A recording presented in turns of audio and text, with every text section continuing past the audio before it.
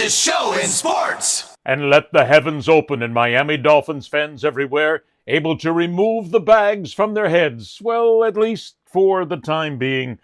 Maybe you should still keep the bags on for the rest of the season. It might actually help. Wait until 2026.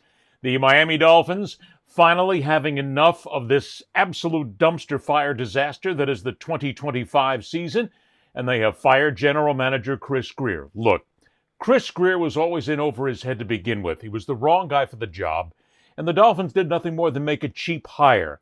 He wasn't a guy with a great track record of being a general manager, building a fine National Football League franchise, building a winning National Football League franchise.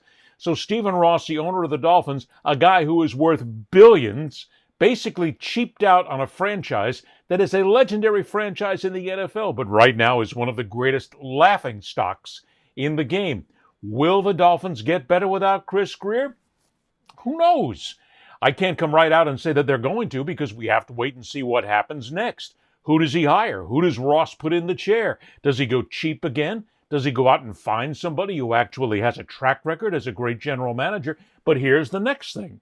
Knowing full well the absolute nightmare that it is working in Miami right now, why would any general manager want to leave his post and go to Miami? He won't. Most likely it will be an assistant general manager somewhere who's looking for his first shot. And as a first shot, why not? I mean, you have a chance. You've got a franchise that's basically belly up at the moment, so anything you do will make it better. Now all they have to do is find the individual who wants to do it and wants to put their head on the chopping block, because this is really a 50-50 proposition. You can come in and make this a winner again, or you can just come in and continue to make it a loser, which honestly seems to be pretty difficult at this point, seeing as I don't know how much farther this franchise can fall. What this does do, of course, is it means Mike McDaniel is out. I mean, this is a guy right now who, if he hasn't been already, needs to hire a moving van and have his house all packed up and ready to go, because he probably will last the rest of the season, because through a 9-game campaign, bringing somebody else in or letting an interim coach do it is just not going to get the job done. So what you do at this point is you let McDaniel go ahead, go through the rest of the season. Dolphins fans have to suffer the rest of the year. You're not going to the playoffs. This doesn't automatically mean that you are suddenly going to contend for a playoff berth. It's not going to happen. But you get through the McDaniel era, he's out. So then you have a general manager, you have a head coach, you have an entire assistant coaching team, and then you have to decide who you keep. Does this mean that Tua Tagovailoa is out? Might be, could be. I'm not a guy who says absolutely, but you may as well get something for him right now and start completely from the ground floor up. What the hell have you got to lose?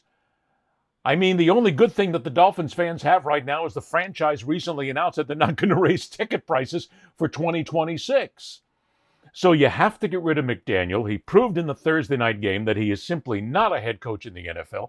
Mike McDaniel, and look, he never stole a freight train. He's probably a nice guy, but he's never going to be a head coach in the National Football League ever again. He got his chance. He rose through the assistant ranks, and he came up and people thought this was a guy who was ready. He's not. Not in any sense of the word. He's not a leader. He's not a tactical leader. And he's not the kind of a guy that you want in the locker room looking at a bunch of players saying, we need to do better. That hasn't worked.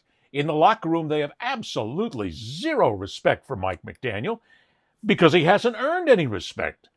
So when you get rid of him and clean house, you may as well go ahead and start fresh. Now, Tua is, of course, signed, so that means you have to trade him and you have to find somebody who wants him or you have to live with him.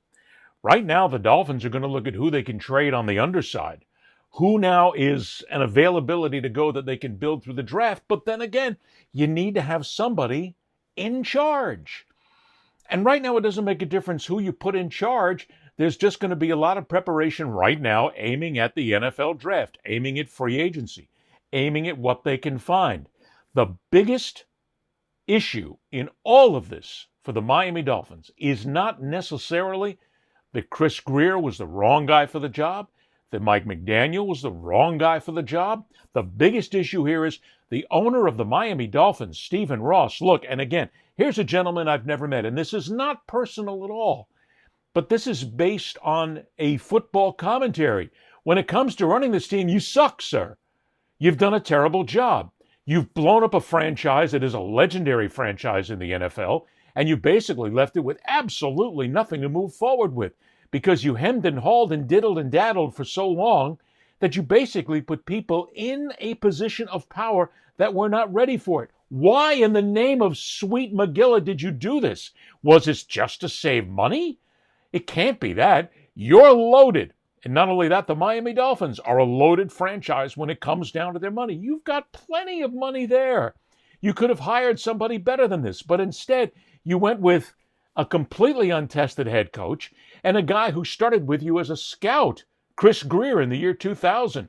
By the way, the Dolphins have made the playoffs, 3 times since he's been here in 16, 17 seasons? How the hell do you let a guy sit for 16, 17 seasons and be the general manager of a franchise when they're just doing so poorly, when he hasn't delivered a playoff victory?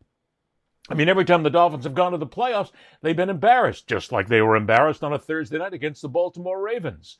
This has to go, and again, this comes down to the old adage, the buck stops here. Mr. Ross, Steve, buddy, pal, you got to find the right people. You got to let go a little bit. You got to open the purse strings here, and you got to spend the money. It's the way things are made in the National Football League these days. And you got to find somebody who actually has a track record and can come in and rebuild this franchise, because that's what you're in right now. You're in a complete rebuilding mode, totally bottom up. And that means everything has got to go. You have got to make this franchise worth it again for the fans to come out and spend the ridiculous amount of money they spend on ticket prices, parking prices, concession prices, and everything else just to be a member of the fan base here. These are loyal fans, like they are in so many other places, who are getting screwed, blued, and tattooed by you, sir, an owner that hasn't made the right choices. Admit it. Here's what I want Stephen Ross to do. And he'll never do this, I get this. But Stephen Ross can actually set a way forward here by coming out and saying, I screwed up. I made bad decisions. I made bad calls.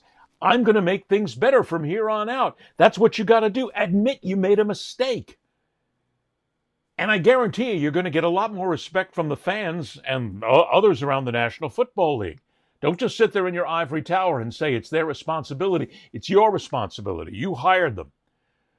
So, Mr. Ross, and I say that respectfully. Again, I don't know the man.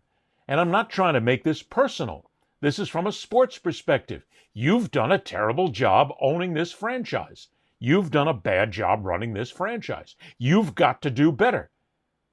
And if that means bringing somebody in who can help guide this franchise, another team president, somebody under you but above the general manager, whatever you got to do, clean it out, because it's not working the way it is. At this point, Dolphins fans deserve a whole lot better, and it's about time they got it. Ed Berliner, the fastest show in sports.